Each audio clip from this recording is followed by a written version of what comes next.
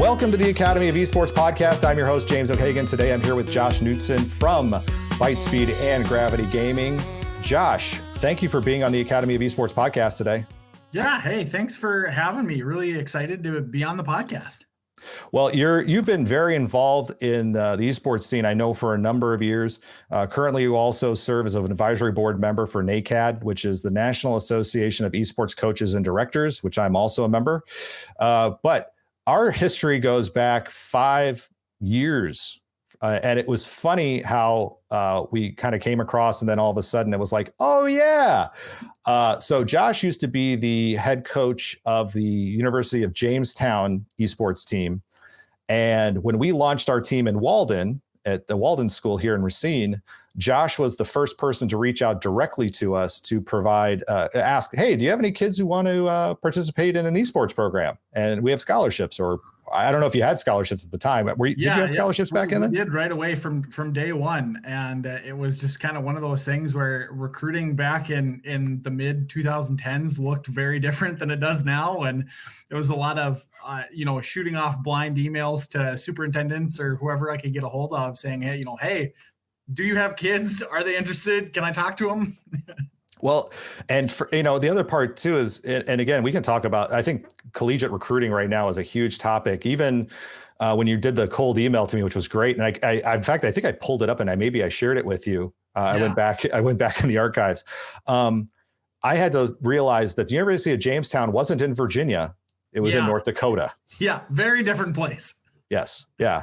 But the collegiate scene, I think, as you said, is very different. What was, again, you said recruiting was a lot of cold calls, cold emails, even offering scholarship and having conversations with kids. How did you, I guess, start the process of even selling or even having these conversations with people? Yeah, things evolved over time, but back when we started, it was, trying to do Google searches for programs and just trying, hey, I'm going to search for Wisconsin high school esports and see what pops up. And a lot of times it was a news article that a newspaper had put through or That's how you found us. Yeah, exactly. Or, a local news crew had done a story on them, and it was just trying to, take that, look for the school, go to the school's website, look for a contact of somebody there, and then try and get a hold of them and explain, what we were trying to do and see, what the buy-in could be like. And, back then it was just trying to find programs was just such a struggle. And, it was a unique challenge. And, it's come so far over the last 5 years with different recruiting databases or different, organizations that have popped up designed to help that process through. So we're a lot farther along than we were in 2015. Were you there at Jamestown when the program started? Yeah. Yep. So we started officially in 2016. NACE had that's the National Association of Collegiate Esports. They had their first summit that summer in 2016. And it just invited every school they could get contact info for, I think. So we actually sent an admissions counselor down to Kansas City. So Donovan went down, went to the summit, met some of the other leaders that were pulling together. At the time, it was like Robert Morris, UCI, the original 4 or 5 schools that wanted to kind of push the collegiate membership and see if it was, something that could happen. Donovan came back to Jamestown and he said, hey, we need to have a really serious discussion about this because there's a big opportunity here. Jamestown is a small school. We're a liberal arts college in the middle of nowhere, about 1,000 undergrad students. So, looking at esports, we had that motivation to start a program because it was a way for us to boost enrollment. And at that time, retention was not super great. It was kind of that slide in 2016 where I think a lot of universities started to see less and less kids stay in college for a number of reasons. But we had, some retention issues. We were looking for ways to bring new students to Jamestown, offer more opportunities for our existing students. And we looked and said, hey, esports is something that we should get involved with. So they asked a couple of us on campus who were full-time employees already. So I was working in the marketing office at the time, doing digital media and social media and stuff like that. They asked myself and 3 or 4 other members of the university to kind of do a feasibility study, just kind of dig in find as much information and resources that we could, look at what costs would be, and if it would be, a smart decision moving forward. And then, a couple months later, when we got the stamp of approval from cabinet saying, yes, go ahead and do this, then it was the question of, who's going to run the darn thing. And, that's the funniest thing is that how that gets decided. It is. And it's kind of crazy, from school to school, that process looks very different. And it looks, a lot of the times it's president coming to somebody and saying, hey, you go run this, or, it's asking for volunteers, or, people at the school that don't have experience, but they've got a passion for helping their students and they want to make that jump. So they asked if I wanted to run the program, and I said, heck yes. I mean, why not? Not really knowing what I was jumping into. But yeah, I mean, that whole, 3-4 months leading up to, hey, will you run the program? Okay, go and do your thing. It was kind of a whirlwind. And like I said, colleges that are going through that process, and even high schools too, it looks similar in some ways. And like I said, it's a lot of the times it's, somebody in admin coming up and saying, hey, go make this work. Bye. Yeah. See you later. Well, and I think that's we're still, I think it's more at the collegiate and at the high school level. And there's that, Esports 1.0 experience still, where it is like that, where it's like, hey, we're going to have this now, go make it work. And I'm going to have Callum Fletcher on here on the podcast here very soon, because I know he's been very vocal too about we have to pay and compensate people in esports programs now much differently than we did in the past, where it was like, hey, get this thing started and we'll figure everything else later. I feel like people now are starting to realize that there's potential high value in having an esports program that's well run, as you talked about, for college retention, especially attracting different types of students that maybe you didn't get before. But there has to be that now more formalized structure in it. This can't just be now go make it work. Story I heard, or I was told to me directly about I'll just say a local university, very prominent university in my area in Southeast Wisconsin, that made a very public announcement about how they were going to be a D1 esports program, D1 esports school. They were going to be the first ones to do it, and to do it at the varsity level, at this D1 level.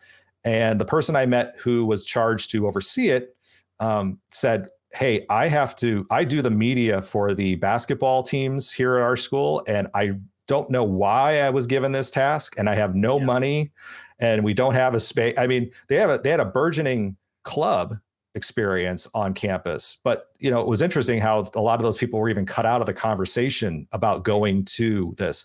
Or you look at what happened at Tampa, University of South Florida at Tampa, where they had a fantastic esports club experience that all of a sudden the school went, well, we're going to go to esports now as varsity. And they basically disbanded the club, which again caused some of its own tensions. It wasn't done smoothly, we shall say. So yeah, and I think that's, like I said, at every school, I think one of the biggest problems that we still have, for all the growth and all the great things that have happened over the last 4 or 5 years, there's still a big lack of education out there about what it takes to run a program at all levels. I think there's a couple of different misconceptions that people in the community have been trying to overcome for the last few years, and a big one is, hey, you're just watching over kids playing video games, and it's not that. I mean, it is at its very basic form, but there's so much more going on there. There's at the collegiate level, it's depending on your goals and the focus of your program. At Jamestown, we decided to build out a varsity level program. We were treating it like a varsity sport. We recruited 32 athletes by the time I left, that were all on scholarship. We were trying to win national championships, with the goal of, providing an amazing experience for our student athletes. You can't ask somebody to do that as a add-on to a full-time position, or as a part-time or a volunteer, for the amount of work that takes. I mean, there are esports coaches and directors out there that are working 40, 50, 60 hours a week and getting compensated as a stipend, or, hey, here's your $2,000 check, go do this for a year and work 100,000 hours for free. Yep. And I think that education piece of what actually goes into running a program, once admin and once schools kind of figure that out, I'm like, oh, wow, this is a little bit more than we thought originally. That's where we're starting to see some really great things happen, where coaches and directors are getting compensated. Staffs are growing from one-man shops to, hey, it's a director with 2 or 3 assistant coaches. There's even some graduate assistants out there now, which is awesome. When the school kind of finally figures out the depth of what a program needs, it changes the conversation, and it changes the resources conversation for sure. And I think we're getting there. It's been a slog for the last couple of years. And I joke with Callum a little bit about, like, we need an esports coaches union or something like that. To help that education piece. I think we need to be a little more public about this, because, it's amazing when you look at the amount of money that the highest paid public employee usually is in the state is your college football coach, right? You go to state of Alabama, it's oh gosh, I've given up on football. Why am I forgetting the name of the head football coach at Alabama? It's Nick Saban, right? Yes, thank you, Nick Saban. Yeah, sorry. Yep. He's the highest paid public employee in the state of Alabama, has a staff. Yep. They have position coaches. And it's like, you're saying, like, hey, Josh, make this program work, be the director. And we also want you to coach these 4 different things. And I know that is amazingly painful to do. I've said very publicly to people too, that in our program here in Racine, I've worked very diligently over the last couple of years to really build up the capacity. And to do that, I needed to hire people. We have 12 general managers. Awesome. And they're paid a stipend, but they're paid a stipend of $5,000 a year. And, I know a lot of people who are doing it for nothing. Yeah. They're doing it for the passion. They're doing it because it's good for the kids, and that's great. But we need to pay these people like we would anybody else who's working with kids in ways that are making such positive differences in their lives. Absolutely. When you look at some of the biggest programs, whether it be high school or college, there's 100+ kids. And, you look at the extreme example, we have a really good relationship with ByteSpeed with the University of Akron. They have over 2,000 students that participate in some way, shape, or form with their esports program. Really? Yeah. So a lot of it, 60 to 70 is kind of what their varsity roster is, but they've got a whole slew of intramural and club stuff that's happening on campus where that, 1,700, 1,800, 1,900 number comes in play. So like their varsity is very focused. They have their own facility. They have 2 others for the club and the intramural stuff. And they have, multiple staff members, but that's a huge number of students to, say, hey, volunteer, go run that, So it's to be successful and to have the potential impact with the student body is huge. So I think, kind of getting back to, once we figure that out and say, okay, wow, this is a lot more than just, hey, open up the door and sit there and make sure the computers work. Mm-hmm.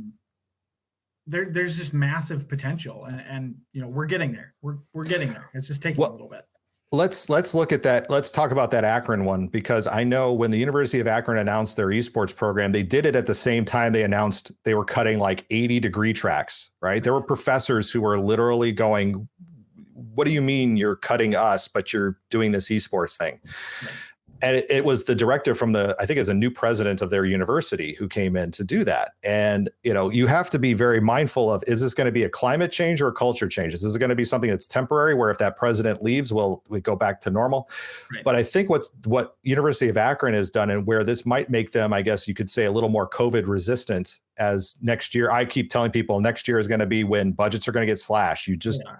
State revenues are coming down. If you're at a state school, whether it's public school or a university or college, your budget's getting slashed. Akron, by the sound of what you're telling me, to have 2,000 kids involved in that shows me that there's value beyond just having the program. Whereas there are some schools who have said, we're doing this hyper competitive. it's only for these, 15 or 20 kids or 30 kids, Right. and they close it off to everybody else. That's where there's going to be a potential for cuts. That's where I Right. see that there's the bubble, if you will, the collegiate bubble or the scholastic bubble, where it could potentially go awry, if you will. Yeah, and it speaks to just the work that the Akron folks have done. I mean, you look at that original staff that got hired to run that program.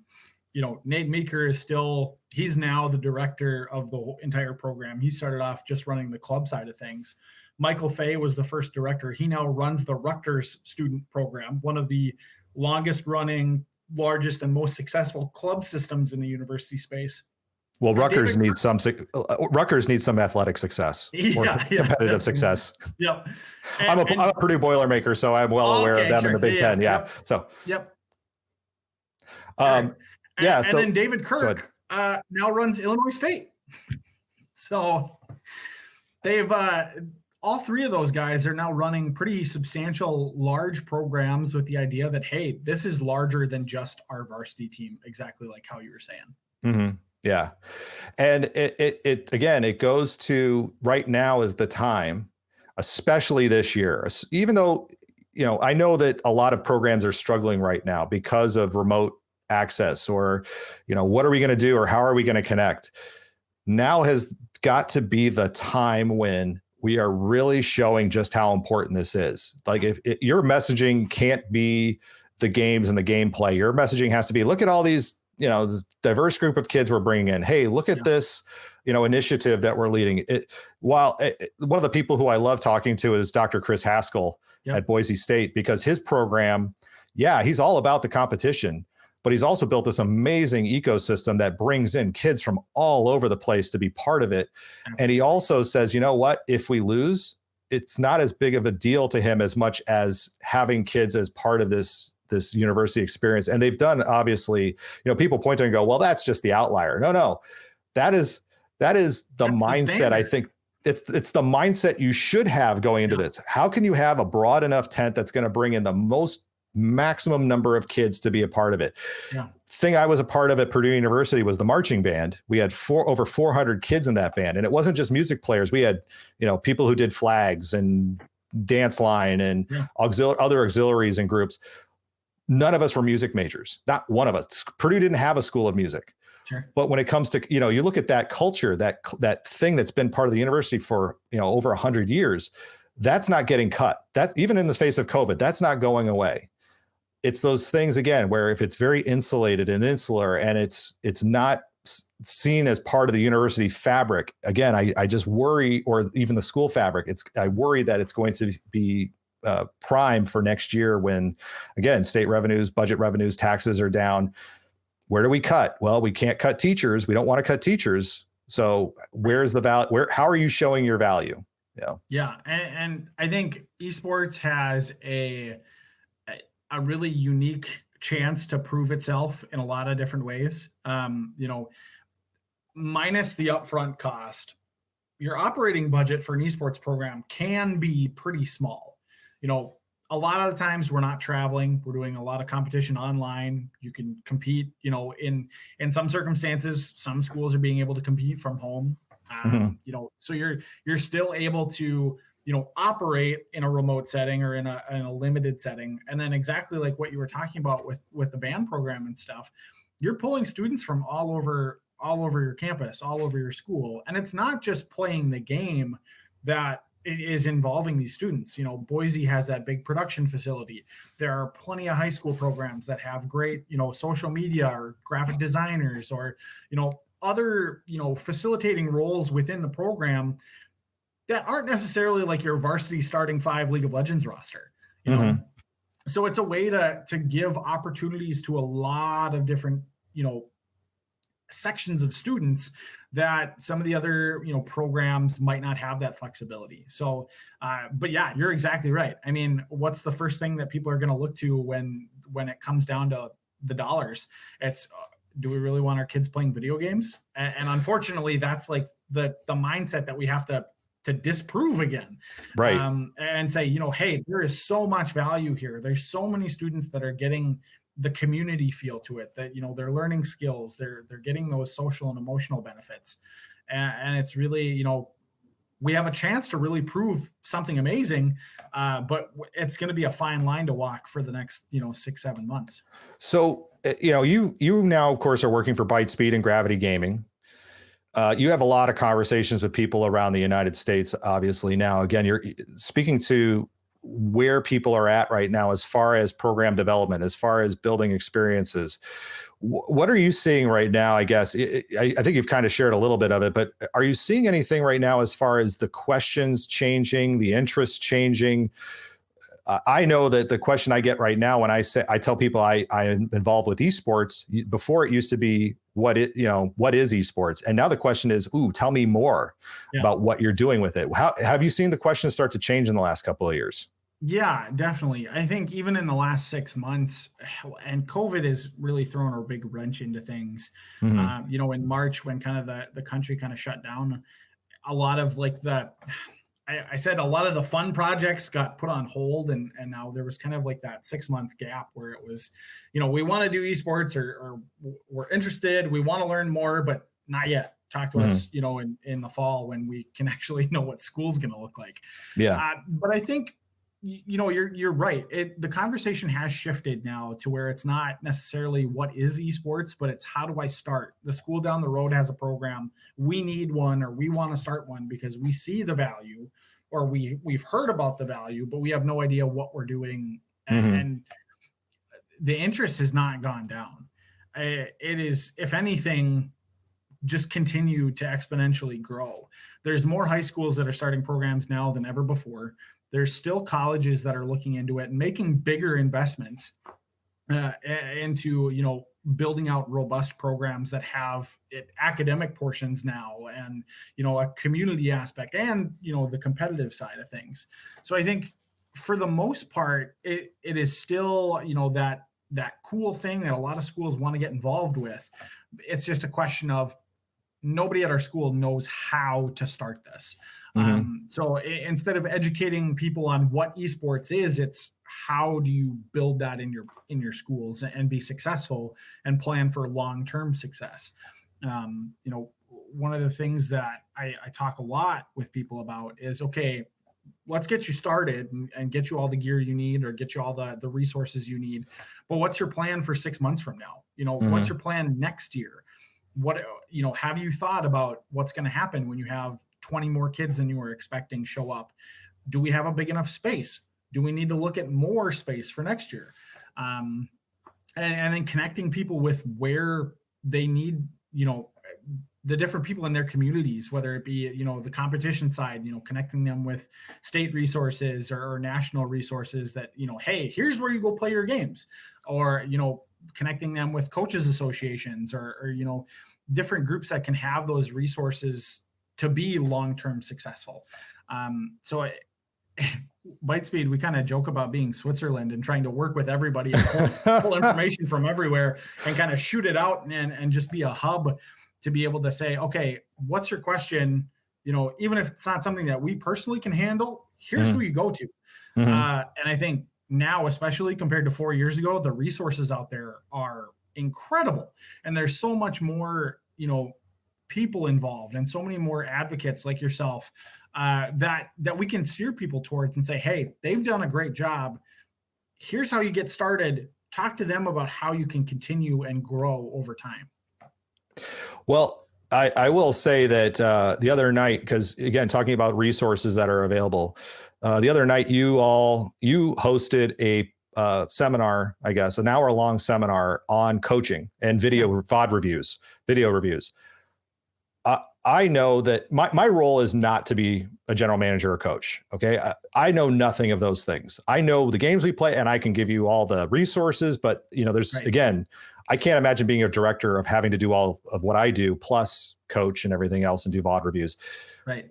But I know several years ago, there was none of that. It was, it was like, well, you watch them play and you tell them what to do as they're playing. And now it is amazing to see again, not just how do you start, but now here are the things that can support you. What are some of the tools I think that would be great for educators to know about right now that, even if you're starting an esports program, but it doesn't even have to be esports. I've seen some of these tools and I think, oh gosh, there's so many other options, value here. But what are some of the tools right now that if you're getting started as a coach or a general manager that you should be looking at, considering, watching, using? Right. Yeah. And it's very game dependent. If you want to get super granular and look at, okay, we have a League of Legends team. What are my resources there? And part of the reason why we've kind of made the switch at ByteSpeed to doing those webinars was we had a podcast last year. My editor left, so I didn't really have somebody to go through and pull all the clips together and make it sound nice and neat. So, as a solution to keep providing more content that's ultra specific, we started this once a month webinar called Esports Ed. Okay. And we're drilling down on topics that are relevant to like day to day, actually running your program. What can you expect? But there's a ton of resources out there and a ton of tools. If you're an esports coach or an esports director, and I'm going to do a little shameless plug here. Go for it. You need to look into NACAD. You absolutely need to look into the Coaches Association, because the amount of materials there and the amount of resources there just within that group is huge. Mm-hmm. You pay your membership and then you have access to, I think there's like 40 courses right now. I taught one of them. Topics within esports. And yeah, you've taught one. I've done one. A lot of people in the community that have been around for a couple of years have spoken on the different facets of running a program. Mm-hmm. And those are great, quick half-hour sessions, classes that you can take to really learn more. And then if you're looking for resources for, specific games, there's a ton of different analytic websites out there. I still send people to YouTube and say, hey, watch professional play, or, not necessarily trying to be pros, but, there's tons of different guides out there and things like that can teach you the skills you need to be a successful coach. But also remembering that, if you're coaching, a lot of it is steering kids with communication, teamwork, and critical thinking, mm-hmm. And empowering them to, get better themselves. When I was a coach at Jamestown, I don't claim to be the best coach ever, and I know I wasn't. But one thing that I think we did really, really well was prepare and work together, and kind of talk through issues really, really well.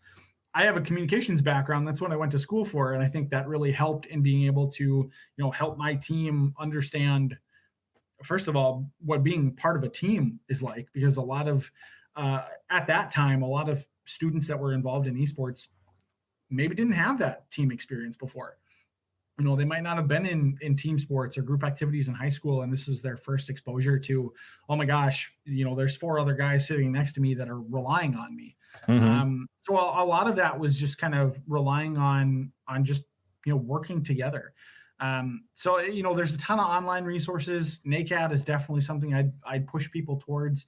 And then things like NACEF, if you're looking for curriculum stuff, they've got a ton of resources out there. The different organizations throughout the country that are starting to build out, really big tools. And I think the resources question is always going to get better as time goes on.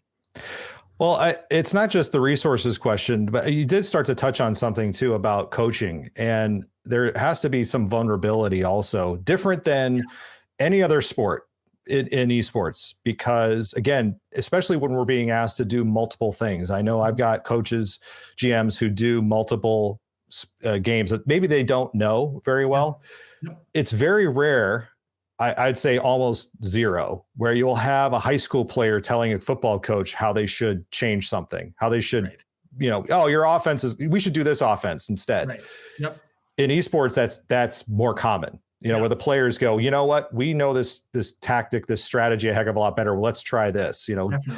There's a series that's on Apple TV now that I watched. It's called Ted Lasso. It's got Jason Sudeikis, and he plays an American football coach who goes to England to coach a English Premier League soccer team. And again, the joke is that, well, he doesn't know anything about soccer. Well, Right. they call it football. He doesn't know anything about it, but there's other things that general manager, that coach, and the reason why I call mine, hit my microphone. The reason why I call mine general managers is because calling them a coach is the mindset of putting them in the front, putting them at the lead. Whereas the general manager, to me, the word general manager is more of a mindset of organization, of making sure that everything is in place, that you're managing the environment, but let the kids be, if you have a captain, let them be the coach in a lot of ways there and work with that person. It's a totally different mind flip than what a lot of people are used to. And teachers have a hard time with that because they don't like not being the experts in the room. With it's kind go ahead. Sorry. I think we're a little delayed. So go ahead. Yeah. I was just going to say, it's a big mind shift. And when you take a traditional sports coach who's used to, calling plays and doing things throughout the game, a lot of esports titles, you can't even do that. I mean, at the collegiate level, hey, let's take League of Legends, for example. The coaches help with drafts, but everything in game is all the players making those decisions. And it's not, a coach on a headset calling plays and saying, hey, go here, go here, go here. It's the students that have to make those decisions. And then in between games, then, we can kind of powwow about it and be able to, talk about mistakes and decisions. But then again, you go into the next game or the next set and it's totally hands off.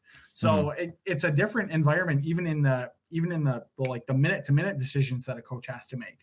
And you're right. It is a big paradigm shift to where you need to rely on your students and empower them to be good teammates and good leaders. And you can get a lot of really cool things happening when those students are bought into that way of leading. Mm-hmm. With regards to scholastic esports, because again, I'm more the K-12, you're the collegiate. Do you see more similarities or differences between K-12 and the collegiate? Because in my mind, I see very big differences, at least mindset wise, of what we're trying to accomplish. What do you see as the major difference between collegiate and K-12? Or is there really? Do you see any?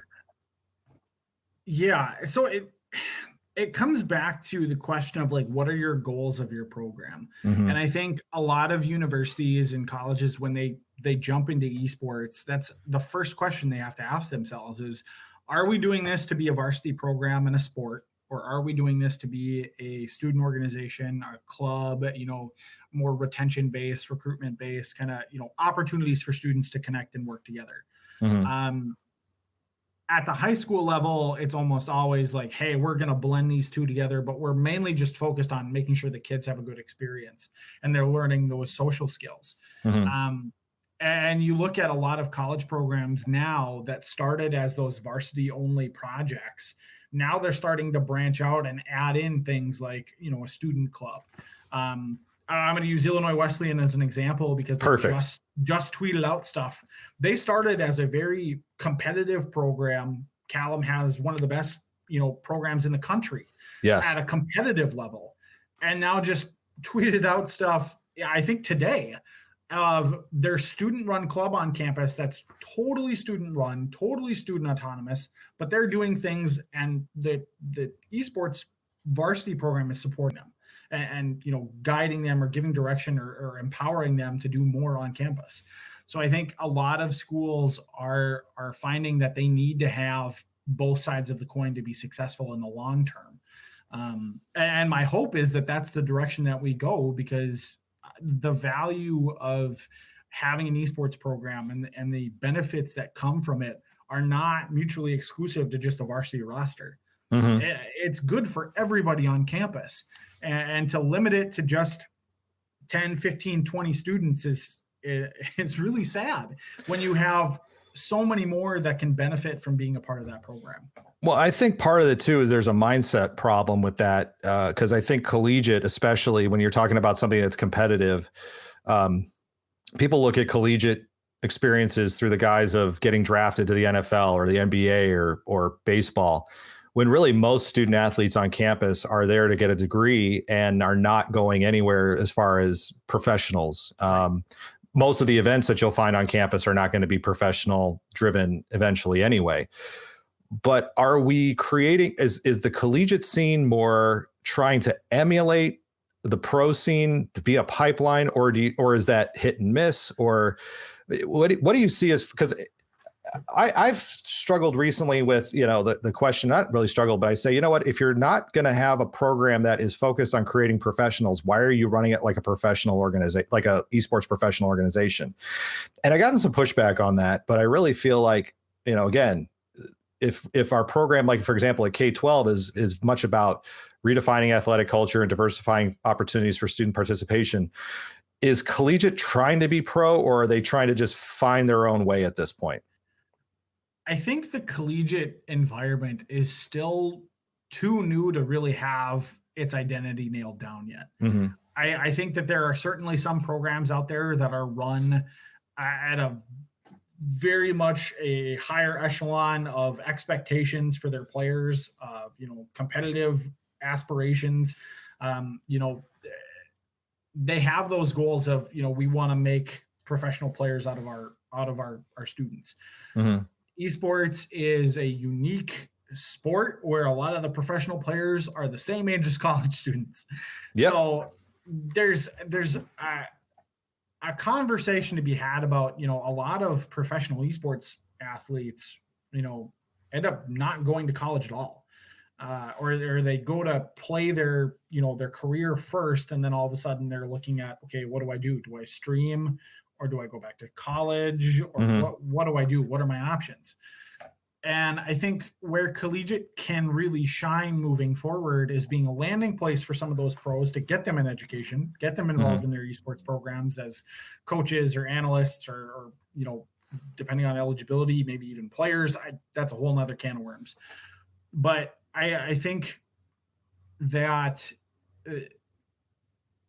getting collegiate rosters with the mindset of we want to make these guys professionals, I think that number is still very, very small. I think a lot of programs try and run things, like Alabama football, or, they want to have that competitive integrity, or they want to be associated with, this is a school that wins, or this is a school that creates a really strict isn't the right word, but a really and regimented, formal. Yeah. It's not so much focused on, hey, we want to just build out this amazing giant community. It's a little bit more on the varsity sports style. And I think that happens because I think a lot of collegiate programs feel like they have to prove something. And they have that's a good point. They have to prove that they're worth being called a sport, or they have to, prove that us going out and recruiting students, there's a reason behind this. And, wins and national championships are a little bit easier to show people than, Josh Knutson, who never made a varsity roster, but played Super Smash Brothers for 4 years and had a great time and got an education and a degree and moved on. So I think that highly competitive, national championship mindset, where we're going to run this like a professional program, I think a lot of that is schools or teams, trying to prove themselves and make that known. Yeah, that's a really great point, though, about the having to prove it, like prove your worth for the budget that we've given you. Right. Prove that you deserve to have press and anything else. I think that's a pretty important statement. I also think that there's people who are like that, but I also know that, again, some of the biggest voices in the space, like, again, Dr. Chris Haskell, or Mark Deppy, even though Deppy, I think, runs one of those higher end programs, I still get a sense like there's something more about student experience versus a pro pipeline, if you will. I do know, though, that, again, research comes out recently about the difference between club experience and varsity experience, and what that's doing as far as gender equity, what that's doing as far as inclusivity. And unfortunately, what we're seeing as there is this push to a varsity program is that we're seeing less and less inclusivity and diversity in the program, and it's becoming more of a top player. I don't care about anything else other than what do you do for me for League of Legends or Overwatch or whatever game it is that you play. I think that's there's going to need to be, I think, some, and some kind of, I don't know, discussion, broader discussion. And maybe that's a NACAD led thing or a NACE led thing or a TESPA led thing or all of them, to say like, hey, we need to really decide what are we going to be here, and accept that, again, maybe it's different. Obviously, as you said, different schools have different things, but that needs to be very apparent, especially when it comes to recruiting, because I know I worry about some of my kids being picked up and just being put in through a mill, just grinding away day after day and not getting a school experience.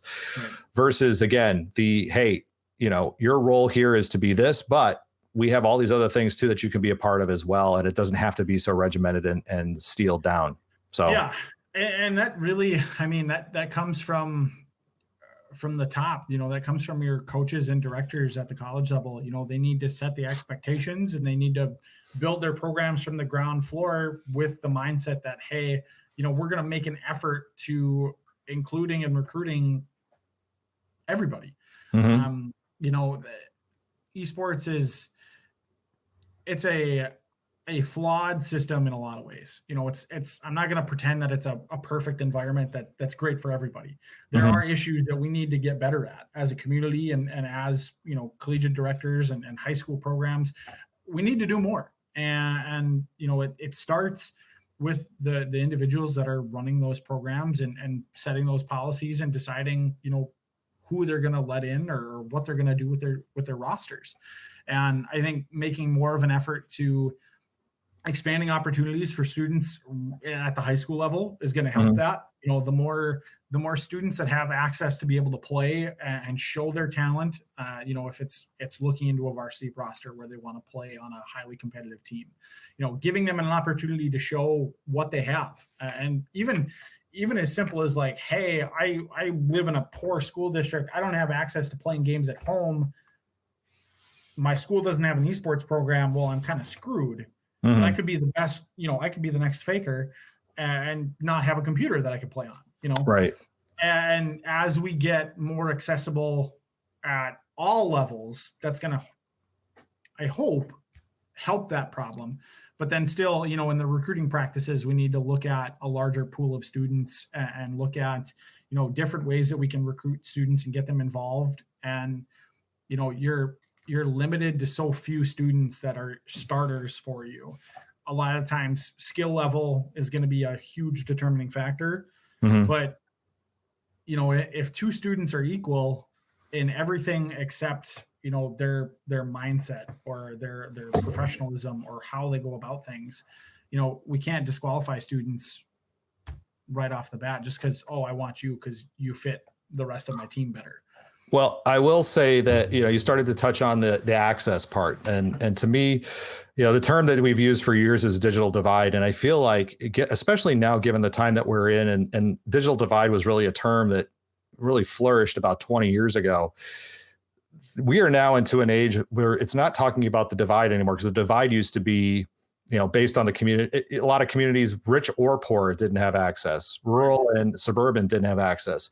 Access is becoming more available, but now we're talking about really when we talk about the divide anymore, we're really talking about digital poverty. And that's why I really feel that the K-12 experience needs to be beefed up, because just as you were saying, there's these kids in these communities who may be fantastic, but they may not have the device. They may not have the access to get their name out there, or the ability to get themselves streaming or whatever it is to put the word out. Right. The ways we push back against this digital poverty is through, meeting kids where they're at and providing, again, whether even our school district right now is paying for many students to have at-home internet access, wired home internet access. I know a couple of my students in my district who I've worked with our public library, and we got them gaming laptops at this time right now so they can try out and compete right now. But yeah, that's, again, the collegiate experience, the K-12 experience, very different. But again, there's a lot of similarities there. But I will say this is that, if anybody from any gaming developers, especially Riot, I've had a lot of conversations with Riot recently about their guidelines. We have to stop seeing Scholastic as being K-12 and collegiate put together, because our goals are very different. Our experience is what we want for kids. Why we're doing it is very different. Again, collegiate's using a lot of it, as you said, as a recruiting tool, using it as a way to diversify student pools in your university. Whereas at the K-12 level, we're trying to, because of compulsory education, we're trying to keep kids in school. We're trying to get them to graduation. And I think the biggest mistake that a lot of people make when they're starting their programs, whether collegiate or K-12 though, is that they're not saying off the bat, this is what we want our team to look like.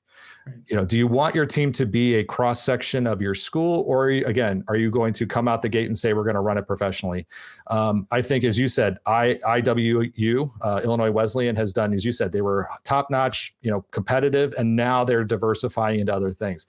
Have that plan. Even don't just have that happen, but have that plan even in all of this as well too. So, right.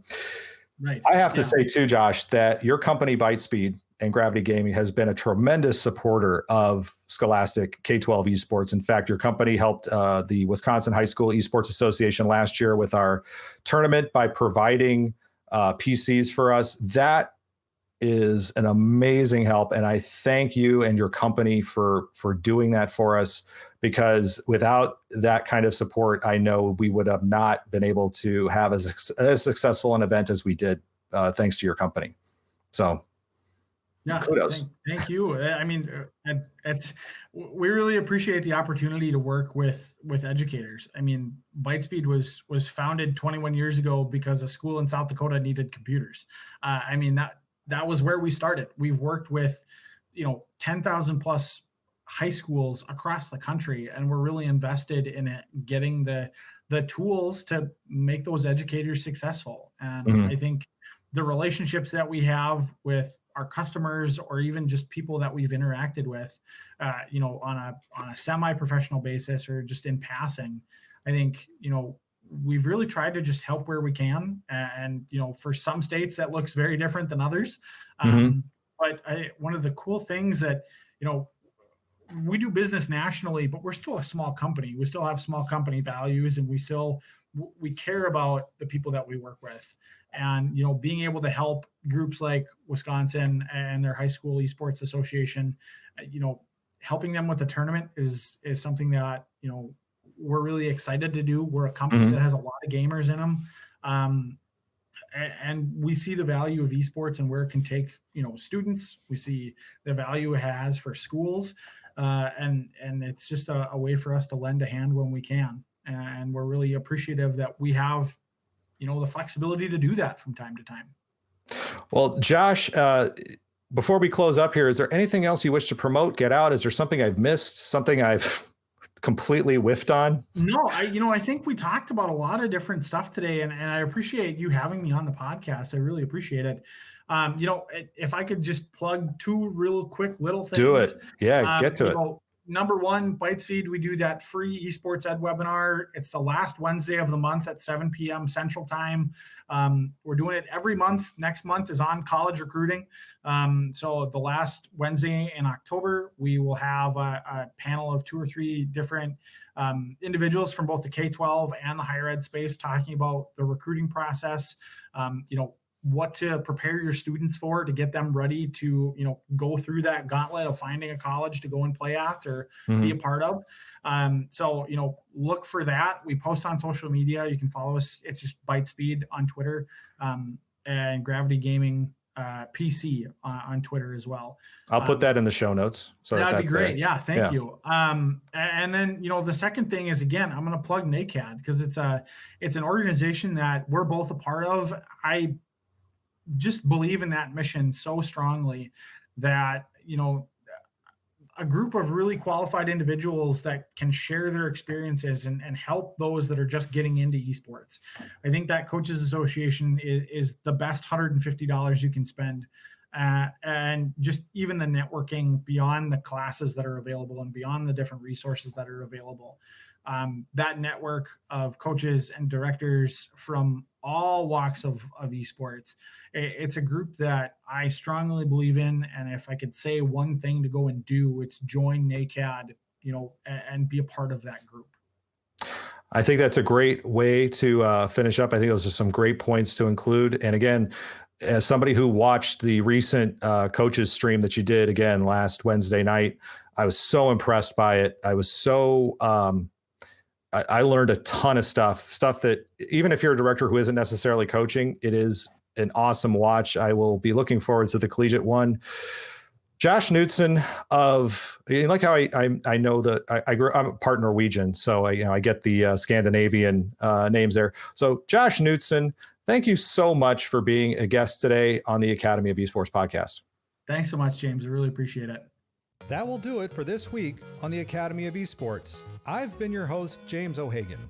Esports are organized competitive video games allowing schools to redefine their athletic culture, diversify opportunities for student participation, promote good physical and mental health, increase collegiate scholarship pathways, and play games. We can never forget the importance of play. The mission of the Academy of Esports is to support these ideals. The vision of the Academy of Esports is for all students to experience the fun and joy of playing competitive video games. You may follow me on Twitter at Jim O'Hagan. That's at JIMOHAGAN, and through the Academy of Esports account at TAO Esports. It's a great way to get the latest blog posts, podcast episodes, and news coming out of esports and education. And remember, you can continue your engagement by going to www.taoesports.com. You can also connect through Facebook at www.facebook.com/TAOesports. Thanks again for listening, and I look forward to our time again next week.